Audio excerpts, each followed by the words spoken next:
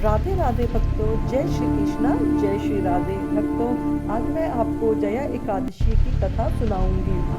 माघ मास शुक्ल पक्ष की एकादशी। धर्मराज युधिष्ठिर बोले, हे भगवान, आपने माघ मास के कृष्ण पक्ष की षष्ठतिला एकादशी का अत्यंत सुंदर वर्णन किया है।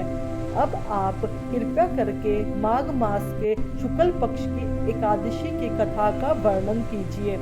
इस एकादशी का नाम और इसके व्रत की क्या विधि है। भगवान श्री कृष्ण बोले, हे राजन, माघ मास की शुक्ल पक्ष की एकादशी का नाम जया है। इस एकादशी का व्रत करने से मनुष्य ब्रह्म हत्या जैसे महापाप से मुक्त होकर अंत में स्वर्ग को प्राप्त होता है।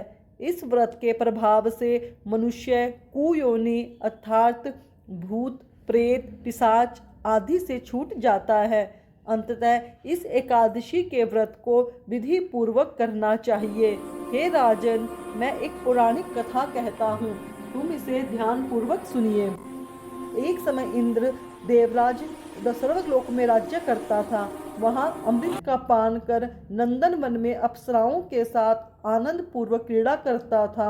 एक समय इंद्र अपनी इच्छा अनुसार अप्सराओं के साथ रमण कर रहा था। इंद्र अप्सराओं को नचाने लगा। वहां गंधर्वों में प्रसिद्ध पुष्पदंत समेत सभी गंधर्व गा रहे थे। वहां चित्रसेन तथा उसकी पुत्री और उसकी स्त्री मालिनी भी थी। मालिनी का पुत्र माल्यवान भी वहां उपस्थित था। पुष्पवान का नाम का गंधर्व तथा उसकी कन्या पुष्पवती भी थी। उस समय पुष्पवती नामक एक गंधर्व लड़की माल्यवान को देखकर उस पर मोहित हो गई और कामबाण से चलायमान होने लगी। उसने अपने रूप, सौंदर्य, हाव भाव आदि के द्वारा माल्यवान को वश में कर लिया। पुष्पवती के सौंदर्य को देखकर माल्यवान भी उसके ऊपर मोहित हो गया। अंततः ये दोनों कामदेव के वश में हो गए, परंतु फिर भी इंद्र के बुलाने पर इन्हें नाच गाने के लिए जाना पड़ा और अप्सराओं के साथ इन्होंने गाना शुरू कर दिया। यद्यपि दोनों सभा में नाच गा रहे थे, परंतु कामदेव के प्रभाव से इनका मन नहीं लगा और अशुद्ध गाने लगे।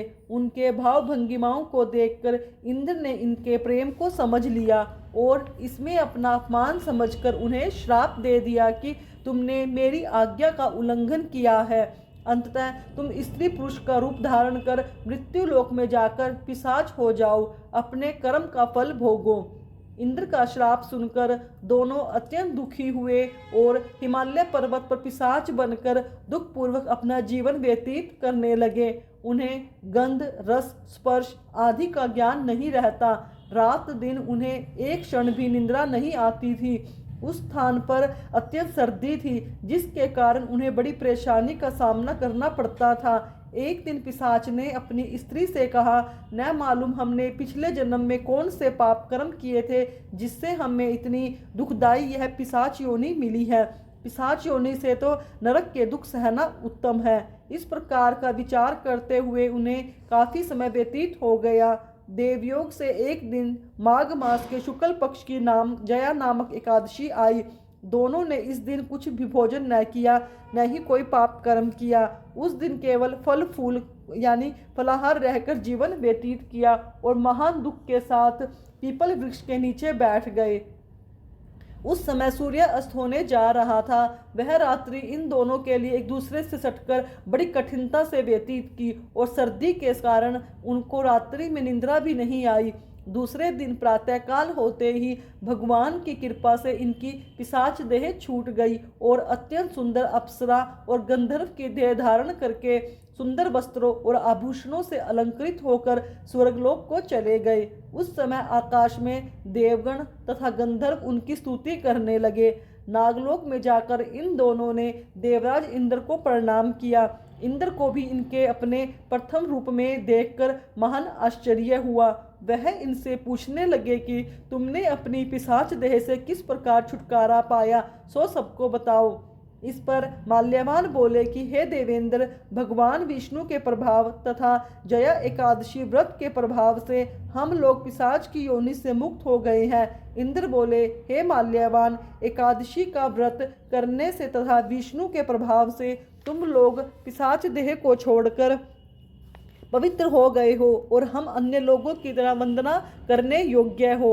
अंततः आप धन्य हो आपका जानकर इंद्र ने कहा, अब तुम पुष्पवती के साथ जाकर सुखपूर्वक विहार करो। हे युधिष्ठिर, इस जया एकादशी व्रत को करने से समस्त कुयोनि से छुटकारा मिलता है। उसके मानव सब पाप तप यज्ञ आदान आदि किए हैं। जिस मनुष्य ने एकादशी का व्रत किया है उसने सभी पुण्य कर्मों को प्राप्त कर लिया है। जो मनुष्य भक्ति पूर्वक जया एकादशी का व्रत करते हैं वे अश्वमेघ की तरह सहस्त्र वर्षों तक स्वर्ग में निवास करते हैं। भक्तों, यह थी जया एकादशी व्रत की कथा।